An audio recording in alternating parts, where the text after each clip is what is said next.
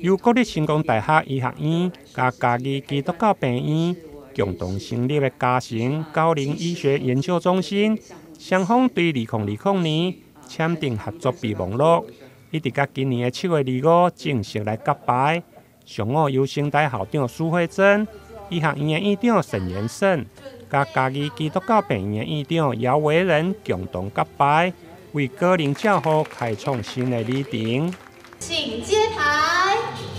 嘉诚高龄医学研究中心揭牌仪式圆满完成。大家拍手看一个前面好吗？请揭牌人员暂时拿下口。今天的这个中心的开始，我想会聚焦在我们大家过去共同努力，无论是这个王副院长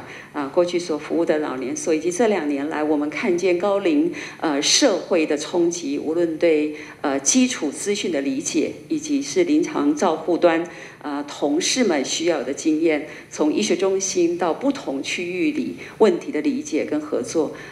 我期待它会是一个更有意义的开始，而且是更具目标性，也更具实务性的连结的开端。嘉基是一个很好的一个实践的场域，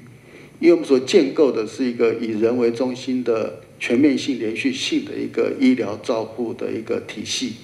所以这里面从前面的健康促进到后面长照，其实我们做得非常的完整哈，所以里面就会有启发出很多可以研究可以实践的地方。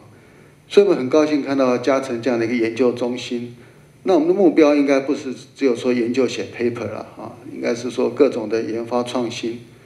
甚至到后面包括一些政策的制定，其他都可以想那总之呢，就是对于整个国家的高龄研究发展是有益的。嘉诚高龄医学研究中心目前规划每年由嘉义基督教病院来投入经费，成大医学院投入相对的空间、人力甲经费。今年并且延揽新聘的教师胡文轩教授，未来将担任中心的主任，带领中心持续朝向高龄健康的议题、高龄医学、甲医材辅具等3方面来前进，希望伫个基础的研究、甲临床的照护拢有突破，